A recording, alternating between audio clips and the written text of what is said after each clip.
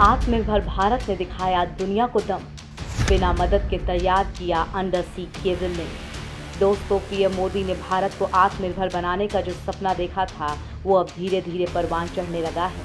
दोस्तों, भारत ने अपने दम पर चेन्नई से पोर्ट ब्लेयर के बीच अंडर सी केबल लिंक तैयार कर लिया है। यानी अब समंदर के अंदर ऑप्टिकल केबल फाइबर बिछाने के लिए भारत को किसी और देश का मुंह नहीं ताकना पड़ेगा। 2300 किलोमीटर लंबे इस केबल लिंक का उद्घाटन पीएम नरेंद्र मोदी ने वीडियो कॉन्फ्रेंसिंग के जरिए किया। ये केबल लिंक चेन्नई और पोर्ट ब्लेयर के बीच 2x200 गीगाबाइट पर सेकेंड की बैंडविड्थ देगा।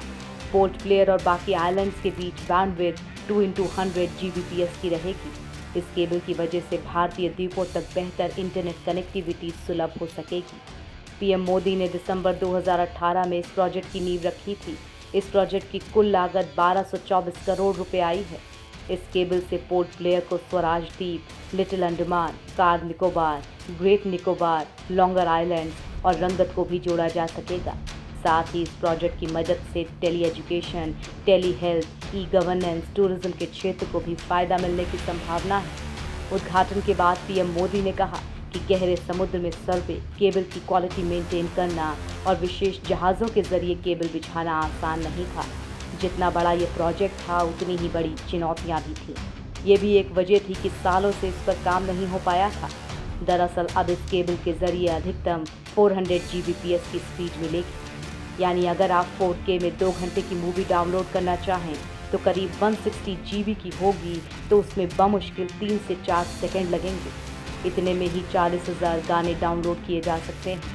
BSNL ने इस प्रोजेक्ट की अगुवाई की है। शुरुआत में यहाँ BSNL का नेटवर्क काम करेगा, लेकिन बाद में प्राइवेट कंपनियों को मौका दिया जाएगा। ऐसे में अंडमान को भी 4G सर्विस की सुविधा मिल पाएगी। इंटरनेट कनेक्टिविटी के बढ़ने से होगा फायदा। दोस्तों, अंडमान का इलाका हमेशा से ही पर्यटकों की लिस्ट में पहले नंबर पर आता है, लेकिन अच्छी कनेक्टिविटी की कमी इस इलाके में हमेशा ही खलती है। लेकिन अब जब फाइबर केबल की सुविधा पहुंच रही है तो उम्मीद है कि लोगों को इसकी दिक्कत नहीं होगी। कुछ दिन पहले ही पीएम मोदी ने अंडमान निकोबार के भारतीय जनता पार्टी के कार्यकर्ताओं से संवाद कर जता दिया था कि अब द्वीपों पर भरोसेमंद, मजबूत और तेज गति के दूरसंचार और ब्रॉडबैंड की सुविधा उपलब्ध होगी, जो ग्राहकों के साथ साथ राजनीतिक और कामकाज के नज़रिए से काफ़ी अहम होगी। साथ ही इससे अर्थव्यवस्था में मजबूती आएगी और लोगों का जीवन स्तर सुधरेगा। बेहतर कनेक्टिविटी से टेलीमेडिसिन और टेली एजुकेशन को भी बढ़ावा मिलेगा। दोस्तों, समुंदर के अंदर केबल बिछाना बहुत मुश्किल काम होता है।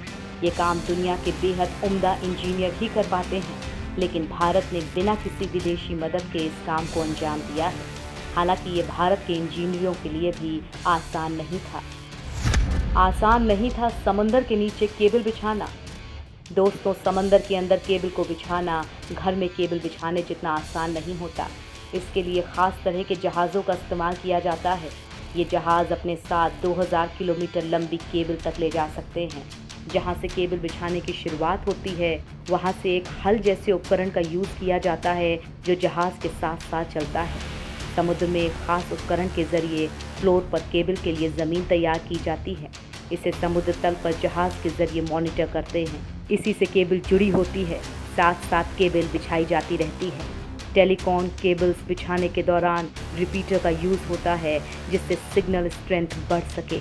अगर 2 केबल्स को आपस में क्रॉस कराना है तो उसके लिए फिर से वही प्रक्रिया अपनाई जाती है जो दूसरे स्टेप में अपनाई गई थी। आखिर में remotely operated under water vehicle के जरिए पूरे केबल लिंक का इंस्पेक्शन किया जाता है कि कहीं भी कोई चूक तो नहीं रह गई है।